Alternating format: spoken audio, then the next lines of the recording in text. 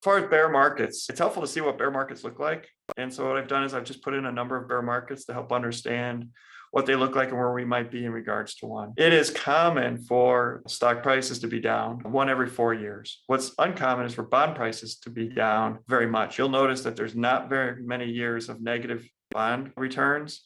And when they are negative, they tend to not be negative by much. If you go back to 1975, you'll notice we've only had a few negative years of bonds. This year was incredible because at one point the bond index, the Bloomberg Ag, was down by 17%, and it recovered quite a bit at the end of the year and was down by 13%. That was because interest rates had risen so much.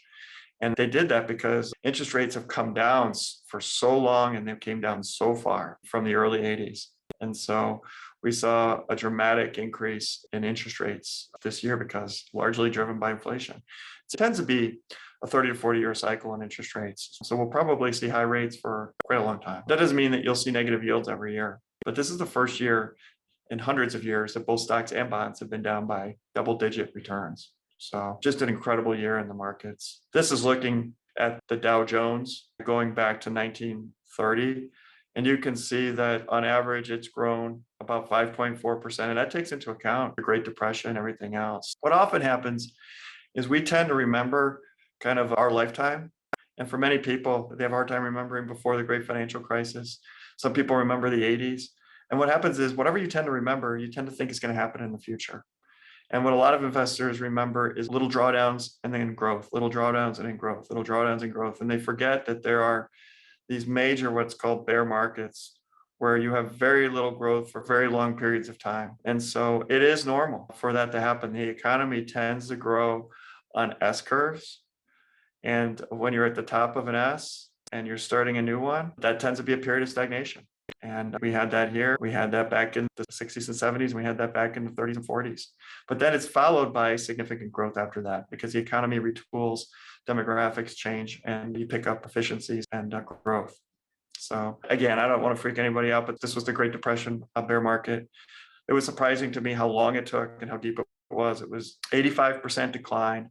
And it took from roughly 1930 to mid 1932. So just about 2.5 years to get to bottom. I always thought it was like 2 weeks. People jumped out windows and there were runs on the bank, but it took a long time.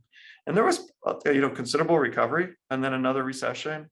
And it was very, very volatile, but there was periods of significant recoveries along the way. I thought it was a monolithic period of time, but you can see before we got sustainable recovery, there were actually 5 recessions along that period of time. And there was significant growth. There were significant opportunities to make money and lose money along the way. And then when it started recovering, it really started recovering. And there was a huge bull market for a long time. So none of these things last forever. Humanity figures out a way. But when you are in these periods of decline, it's best to be cautious. This is the one from the 1970s, obviously not nearly as dramatic, but you're looking at the late 60s all the way until the early 80s for the market to recover on a sustainable basis.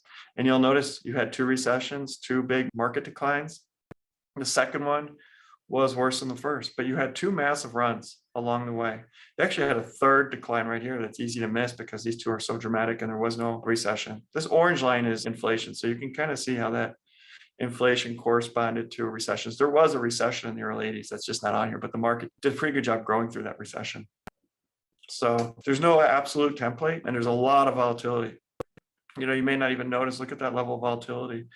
And there's these massive runs up in the market. Even when the bigger trend is down, there's always these bear market rallies, which we'll get into. This is looking at the 2000s. This one took about 13 years before you got sustainable growth above where it came down.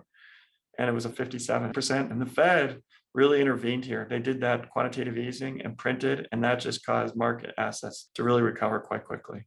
But there were some false starts here. I remember those quite clearly. It was, a lot of people thought that was going to be the beginning of another downturn. And it might have been, but the Fed was so supportive and accommodating at that time that it didn't happen. So walking through the Great Depression, you'll notice that there were 7 major declines and powerful bear market rallies along the way.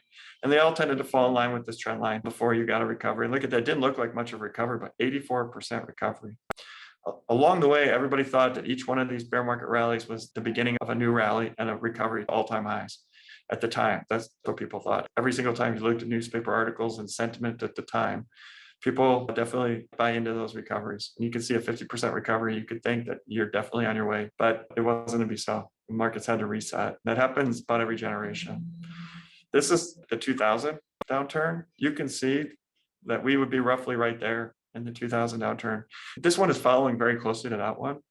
And if it continues that way, we'll hit bottom in October, and then we'll get a strong recovery. But you'll notice, look at the level of declines in here, followed by these just powerful bear market rallies.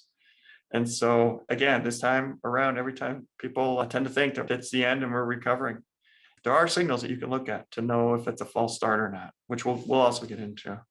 So bear markets last a long time before you start to pull out. This was the 2008 one. It was shorter.